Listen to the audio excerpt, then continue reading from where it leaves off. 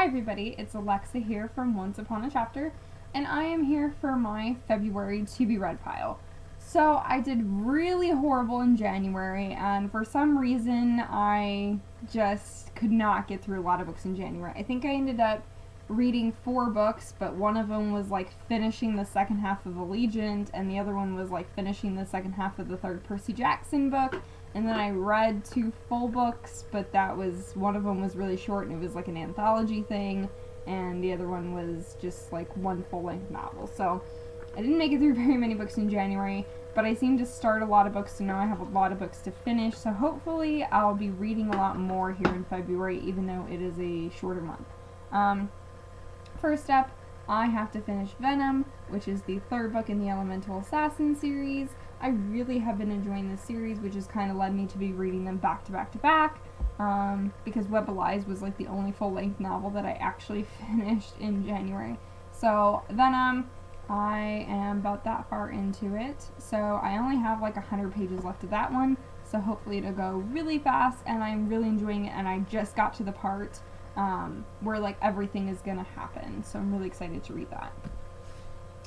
I know this has been on the pile since like August of last year, but I really do just kind of want to finish the second half of Crest, see if it gets any better, see if, I don't know, maybe I need to just give up on this one and just say that I'm not going to read it, or just completely put it down and try reading it again in a couple months from now. But I mean, the series is continuing, so I kind of want to finish it.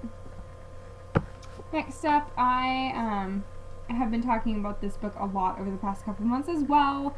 It is Bound by Night, but I did start this one in January, and I did get that far into it. So this is another one kind of like Venom, where I really only have like 100 pages left of it, so I should be finishing this one. It's not been amazing for me so far. I would say it would be like a 3.5 star out of 5-star read for me right now. It's just not exactly what I was expecting it to be. I was expecting something pretty different from this. So it's not saying it's bad, but it's just a lot different than what I thought it was going to get. And then a book that I actually started on the plane ride home from Chicago, because Johnny and I, he's waving by the way, even though you can't see him. Johnny and I went to ALA midwinter in Chicago, and so of course we came back with a lot of books, and one of the books that I decided to take on the plane with me to start reading it, and I got about 1/3 of the way into the book, was The Orphan Queen. I did try and read the other series that Jody Meadows has published already. The first, that series is already like complete, but I tried reading her books before, and I think I had to stop like halfway through the first book in her other series because it just wasn't interesting me enough. But this one is pretty good so far. It's very similar to something like Shadow and Bone or Snow Like Ashes. What other thing came to mind? The Pledge series by Kimberly Durting. So this one is a little bit similar to some of those other ones that I've read lately, but I'm liking it a lot better than her other series that I tried reading, so hopefully I'll be able to get through the other 2/3 of this book and complete this one. So those are 4 books that I'm kind of currently reading. So once I finish those, which will hopefully be soon, I can move on to books that I have yet to read. The Shadow Reader is once again on my pile because I do need some more urban fantasy reads, since I also blog over at a blog that is just basically focused on paranormal romance and adult urban fantasy series. So this is something I want to read for that blog that I post on.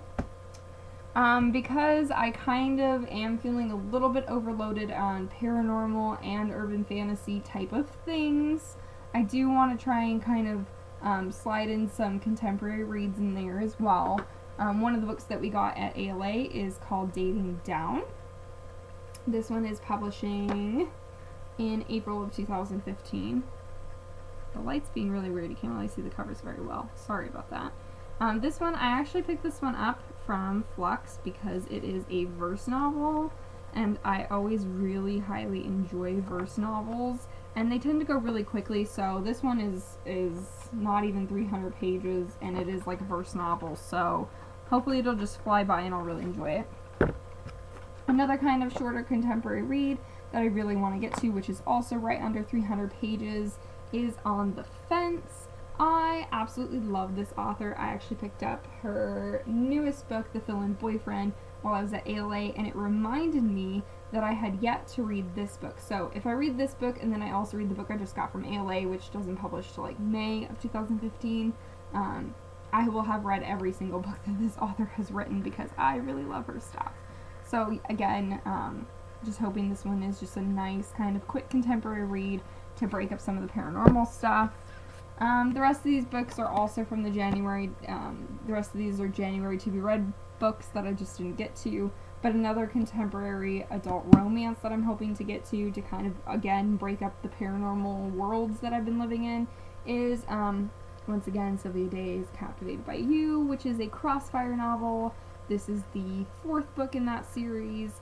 I really like this series. Some people have been saying that it's been getting old or it's been getting stale, but the 3rd book was actually my favorite book in this series. So hopefully the 4th book will kind of like not stall out and just kind of keep us moving forward. I think there's supposed to be like 6 books in this series, which I don't know. That may be too many. We'll have yet to see. Once again, I would really like to read Hurt just because it's going to be a bit more, I think, of a grittier contemporary read where you just kind of really get absorbed in this, and I'd really like a read that's just kind of emotional, hard-hitting type of thing, because I haven't read like a very emotional, like hard-hitting contemporary in a little while, and I really want to dive into this one because Forbidden by this author was one of my favorite books, I think, in 2013 or 2012 when I read it. So definitely need to read this one. Plus Stephanie here at Once Upon a Chapter got it for me. Another book that I really, really need to get to because everybody has talked about this book and we all know it exists and we all know it's out there in the world.